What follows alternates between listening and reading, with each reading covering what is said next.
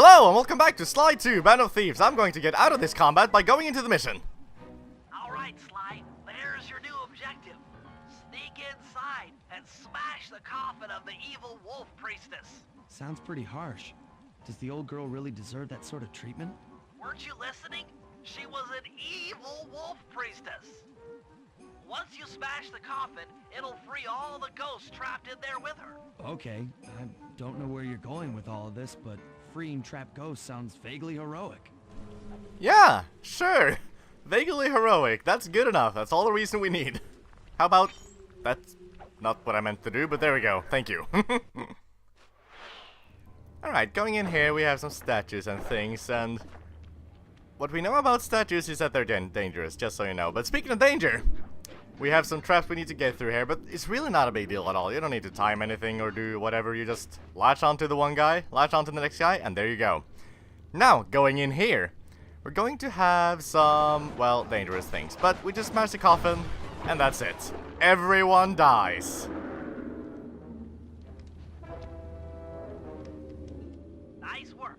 Now head outside, and I'll fill you in on phase 2. Because clearly, it's better to free some already dead people than to keep the non-dead ones alive. I've modified the imager in your binocucom to capture ghosts. Didn't I just set these guys free? Why would I want to capture them again? Not to worry. It's only a short-term confinement. Gather all the ghosts, then set them free down the chimney of Neela's headquarters. I get you. She'll think it's a sneak attack from the Contessa. Correct. If I did my math right, and I always do my math right, Neela should respond to the assault by purchasing more firepower. Anything bad for the Contessa is good for us. And we get to really freak out Neela. See, Sly really knows how to pick out the good sides of an iffy situation, so... you see, there's a double meaning here. We use our camera to capture the ghosts, but we don't just use it to capture them inside the camera. As it's a camera, we use it to capture their beauty. No, but anyway. We have 9 of these fuckers to get. This is not a very interesting mission at all, and... if I'm not mistaken, there's 3 of them on the Neela side, 6 of them on the hay bottle. Okay, good. 6 of them on the Contessa side. And, they're so ridiculously spread out. This is not a very interesting thing. But I like how you can take out your binocular in pretty much any situation, even when you're hanging like this. And if I'm lucky... no, shoot. There was one time where I went into the binocular while hanging from one of these things here. And when coming back from it, Sly was in his T-pose. It was kind of weird.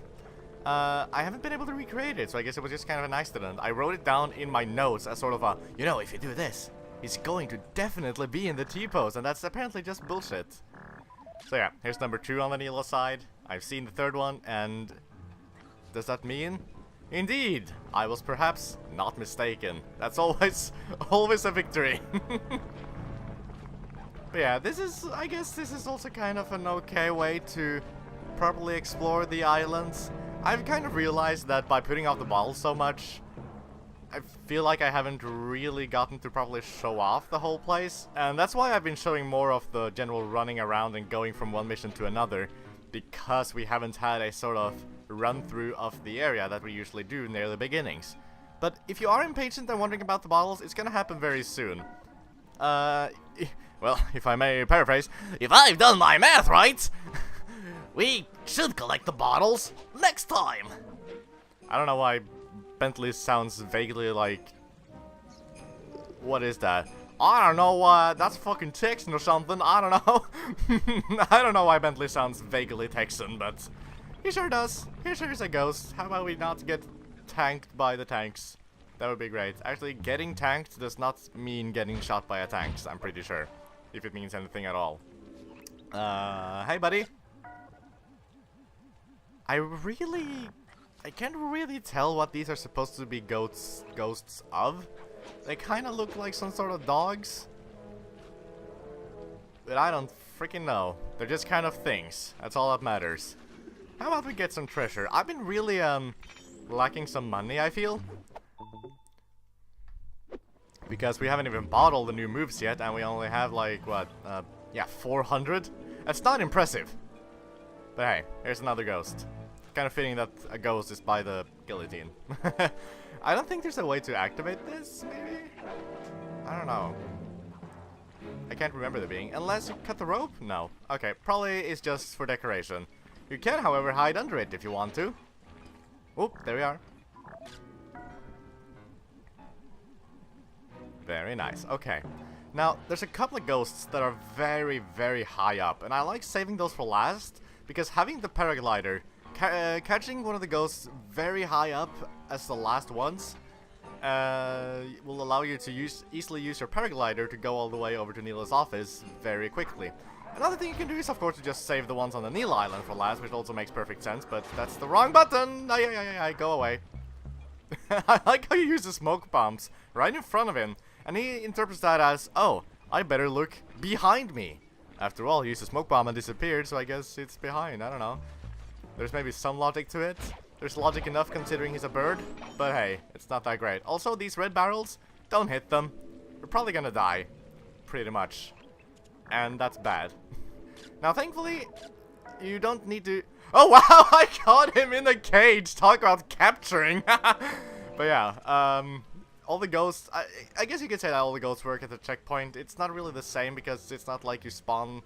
When you die, you spawn back at where you caught the last ghost or anything. But you don't lose progress in catching the ghosts. Here's another treasure, by the way. I think I've noted that already. Because as I said that one time, I think we have passed by all the treasures already. We're gonna get those very, very soon as well. But how about not screwing me over, thanks? There we go. Good reflexes. Reflexes? That was weirdly said. I feel like I was just on a tangent and I've completely forgotten about it. But that doesn't matter, we have a ghost. And it's frustrating, but completely logical that they can go through walls. Oh, it looks like he's on the way to the blimp. That's nice. So, the ghost on the top there is one that I generally like to save for last, because it's one of the highest up. Well, not even one of, it is the highest one up. Not really sure what's the fastest way to get there. As you can clearly see, this level is super Hey! That was not on purpose.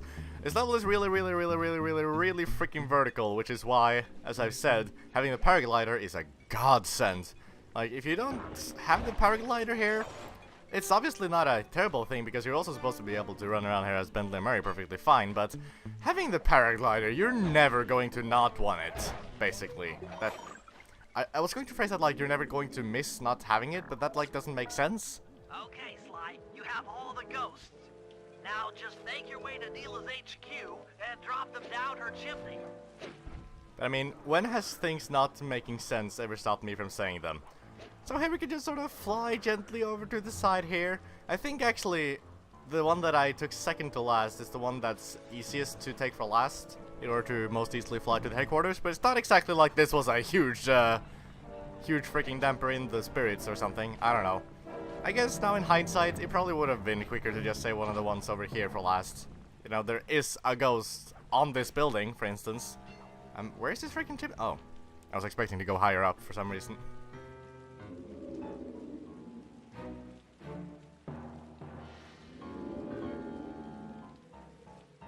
So the Contessa wants war, eh? Perhaps it's time I purchase a little air power. A few bombers should put that old charlatan in her place.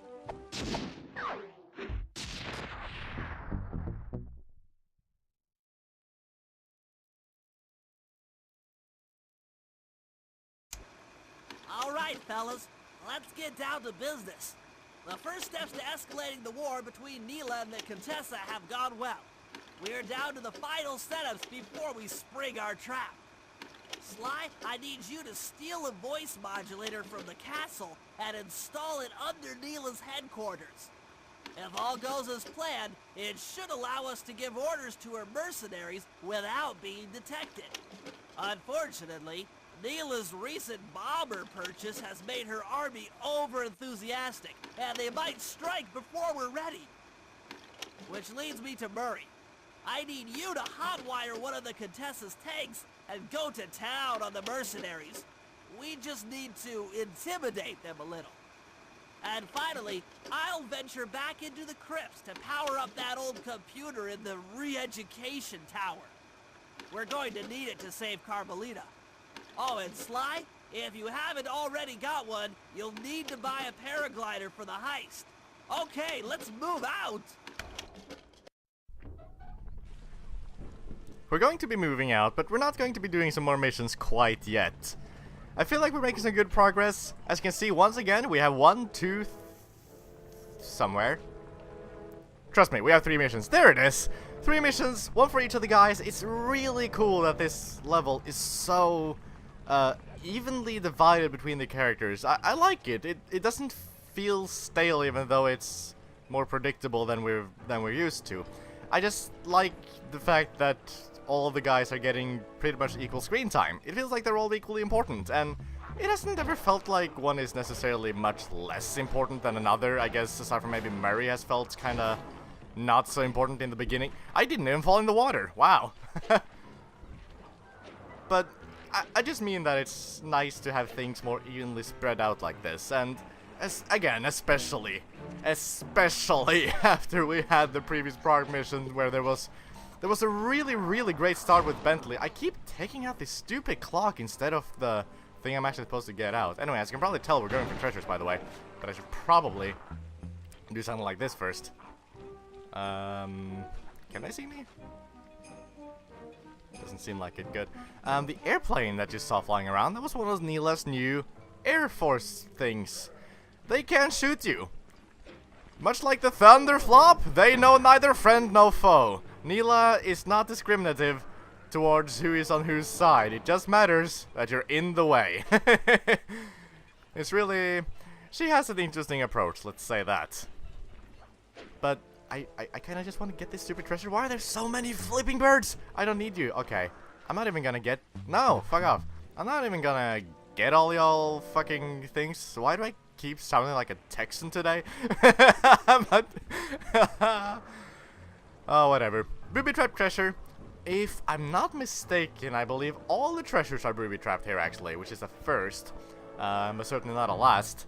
And they're all just as forgiving as always. I mean, they're less forgiving, I'd say. You can screw less around, but you can by all means screw a lot around. Like, I haven't exactly been manipulating super speedrunning tactics here, and I'm still down with like more than 10 seconds left. It's certainly a lot different than before when we had a full minute left after collecting each treasure, but hey, still, it's nice to have a gradual increase in challenge, I suppose. Now, all the treasures are going to be on the Contessa side, on top of the different towers and things. I don't know why I went for that one in particular first. It was just the one that kind of first came to mind, but the more natural one to do first is probably that guy up there. How we're gonna get to that, I guess maybe we actually need to get high and fly over there. It's been a while since I played this level, so forgive me if I'm forgetting details and things. But I feel like this sounds like a solid old idea. I mean, oh no, that was nice. Getting from the top here would be great because well, actually, didn't I a minute ago? It was maybe off screen, but I think a minute ago I actually did fly over this way, and I accidentally landed on the treasure here. That works. And I was mistaken. I thought all the treasure were booby trapped, but apparently not. Maybe it's the next level. Maybe it's never. Doesn't matter. I lost it anyway. No shit. The guy pushed me into the bottle, and that's actually the second one I've accidentally collected. Kind of funny thing about that, since it just suddenly became relevant. I accidentally collected a bottle when my recording wasn't even on. Yeah, that kinda sucks. I'll be sure to try to make a note of it later on, because it's in a very clear location. It's fortunately not exactly a bottle that you're really striving to find, because, I mean, this is more relevant later on, but the bottles in this level of all levels are not that bad at all. They're really kinda... For being such a decently big... I mean, I already said that it was not a big level at all, and I stand by that, but, you know, there's a lot of intricacies in it. And despite that, there's surprisingly few places to really hide bottles. They're all kind of out in the open, and a little bit more so than usual. They're kinda clumped together in a lot of ways, but that's neither here nor there. That's there, and then, in fact. Whatever that means. And the last treasure is right here by the graveyard. It's a tiara of some sort, I guess. I haven't really... Whoa, frame drops! What is going on? Again, I'm really surprised by some of the performance issues this game has, considering this is a PS3 game that basically looks like a PS2 game. And I keep thinking back to that time in one of the earlier episodes where I mentioned that how, like, you know, how can a game run that badly sometimes? A game that looks like this. And because of the very simplistic art style, I don't feel like it should require a lot of the hardware to, like, render this. Like, it's not a jab because it looks great, but it's very simple. The PS3 runs fucking, I don't know, Heavy Rain and shit. I don't think Sly Cooper should be that hard in comparison. Anyway, as the last of the treasures, I didn't even know what kind of timer it had because the timer, as always, was super forgiving. So how about we talk some moves again? Now, it's already been purchased, but we'll never forget the paraglider, first of all. We really need to talk about that. Simply put, as I said, why would you not buy it? It's easily going to be one of the most, if not the absolute most, useful and fun power-up to use. It uses none of the special gauge, it lasts as long as possible. As long as you're in the air at all, you can take it out and use the benefits of it. It's even cheap in the Thief Net. It was only like 600 or something, if I'm not mistaken. And not only that, as you heard Bentley say a moment ago, it actually is the first instance of a completely required power-up. You can go through the entire game without purchasing anything I bought up to this point, aside from the paraglider. It is completely and utterly required, which is probably why it's so particularly cheap, so it's all bonuses. Get it as soon as possible, and I promise you will not regret it. But over to some actually new things. We have the health extractor. This is kind of a weird one in my eyes. I don't see myself using this terribly often at all. In fact, I should say that I can't really speak much from experience because I hardly ever use it. But that's not because it's not useful, because I feel like it is definitely on paper. But with Bentley naturally being a character you don't want to have in combat a lot, he's also naturally a character you're not gonna have low on health a lot. And once you do, I feel like this move just is kind of a needlessly convoluted and long-winded way of getting back your health. Because what it does is that Bentley will whip out this bowl wherever you throw it. This does get advantage from the long toss, so that's nice, but you toss this bowl, it lies on the ground, and if an enemy goes near it, you can hold down the button you activated with, and the enemy will be sorta sucked up and turn into a health thing. One single unit of health. See, that's another thing. It feels like there's a lot of work and a lot of setup for not very much reward. And when you can just as easily just sort of run around and break a crate, or for that matter, maybe if you're close enough to the hideout, you can just run in and go back out and have your health restored that way. Change a character maybe, I don't know, whatever you want to do. There's so many better ways to get your health back. I feel like this just isn't worth the hassle, or the special gauge if you want to use that as an argument, which I tend to do probably way too much. But hey, we need to buy it all. Lastly, the Raging Inferno Flop. Much like a lot of Murray's attacks, this is great and it's really cool. There's very few downsides. The only downside I'd say is that, as usual, it can eat up a chunk of the special gauge, which can be annoying. But the real problem here, and this is a problem that persists throughout Murray's character, is that he's just too damn good as it is. The problem with Murray is that throughout the entire game, you don't really need anything aside from the triangle square combo, which you don't even need to buy, you have it to begin with. But again, this is a cool move, and like a lot of the attack moves that Murray gets, they are technically better than the triangle square combo that you usually use, because that uses 2 hits. But things like this only take 1 hit. And it also has a good range. You'll get a lot of enemies if you're in a pinch. I guess that would be a good use for it. If you're in a huge crowd of enemies and you just need to deal with them as quickly as possible.